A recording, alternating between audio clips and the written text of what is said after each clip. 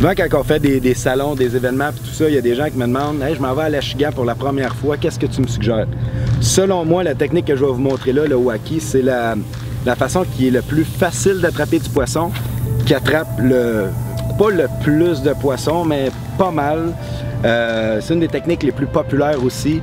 Puis, c'est une technique qui est très abordable aussi. C'est un hameçon puis un plastique.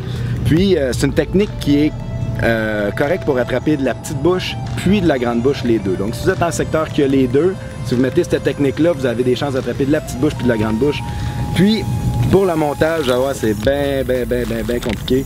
Premièrement, vous prenez un hameçon comme celui-là ici. Moi, j'ai un Trapper Tackle. Je prends un 2-0. À la base, c'est un 2-0. J'irai un petit peu plus en détail pour les grosseurs d'hameçon dans une autre chronique. Puis, je vous disais, c'est très compliqué. Tu le prends. Puis tu le piques en plein milieu. Puis tu le mets dans la boîte du Trapper Tackle. Et c'est aussi simple que ça. En ce moment, dans mes mains, j'ai des Impulse, les Dipstick Worm que j'adore. Je pêche beaucoup avec eux autres. Puis l'autre que je pêche beaucoup aussi avec, c'est les Savage Gear, les Armor Tube Worm. Les Armor Tube Worm, ils ont quelque chose de particulier. Ils ont de la mèche en plein milieu. Un peu comme un skring de vitre de porte-patio, peu importe. Donc, ce que ça va faire, c'est quand le poisson va le prendre une première fois, si on fait trop rapidement, le worm va avoir plus de chances de rester dessus, donc on a une chance de reprendre le poisson. La longévité de vie aussi est vraiment bonne avec les Armor Tube Worm à cause de ça. C'est un worm qui a beaucoup de sel, qui est vraiment souple, qui est vraiment mou. Regardez ça, la banane qu'il fait. Grâce à ce petit truc-là, ça lui donne un peu plus de longévité de vie. Maintenant, juste bien simple, je vais vous montrer comment qu'on le pêche. Tout simplement, faire un lancer. Ce qui est important, c'est de ne pas fermer le barillet tout de suite, selon moi, parce que je veux que mon worm, il descende vraiment en dessous, là, vraiment droit. Si je ferme le barillet, le worm va descendre, puis avec la tension que je vais avoir sur mon fil, il va s'en venir vers moi. Donc, ensuite de ça, on reprend notre lousse. Là, il est vraiment dans le fond. On lui fait une petite pause, dépendamment si la pêche est bien on ou si elle ne l'est pas.